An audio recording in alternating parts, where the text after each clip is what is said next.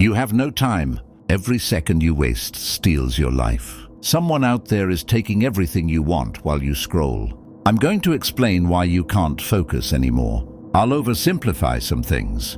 Social media started with a simple idea: connect people. Sounds harmless, right? Because connected people share more. They create more content. Organic growth was good for business, but then, like everything else, the pendulum swung.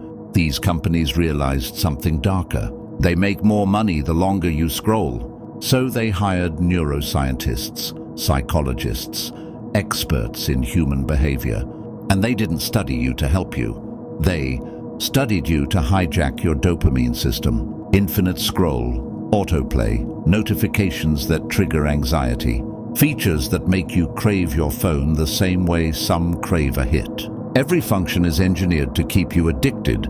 And here's the kicker: you're not weak-willed. You're not lazy. You're not easily distracted. You're up against billion-dollar programs designed to control you. Now let's talk about the Trojan horse.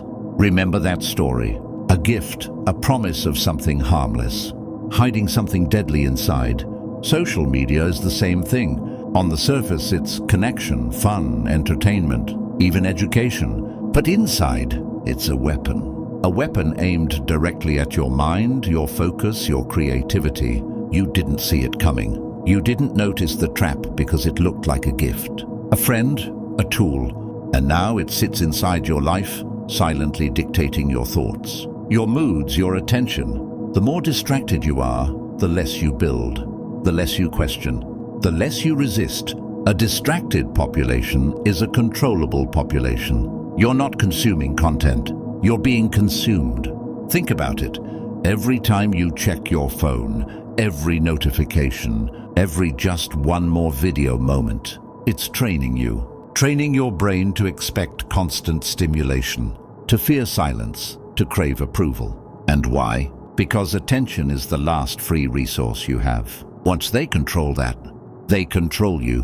When they control your attention, they control your thoughts, your ideas, your time, your potential. You can't think clearly.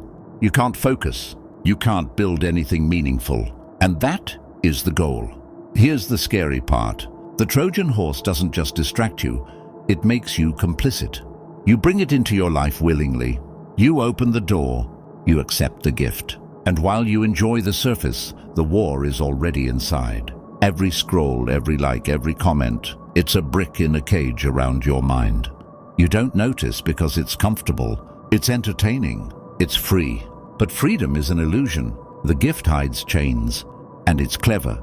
It teaches you to compete for attention, to perform for approval, to compare your life to others. It makes you doubt yourself, makes you anxious, makes you passive. Imagine a world where attention is currency, where every second you give away makes someone else richer, more powerful. That's exactly what's happening. And the Trojan horse? It's your phone, your apps, your notifications, all disguised as harmless, even helpful. You have to see it.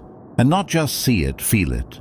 Feel how much time is stolen, how much energy is drained, how many ideas never become reality because your mind is busy being farmed. But here's the truth. Awareness is the first step to resistance. Recognizing the Trojan horse is in your life is the first step to taking your power back. Because once you see it, you realize you can fight it. You don't have to be a victim.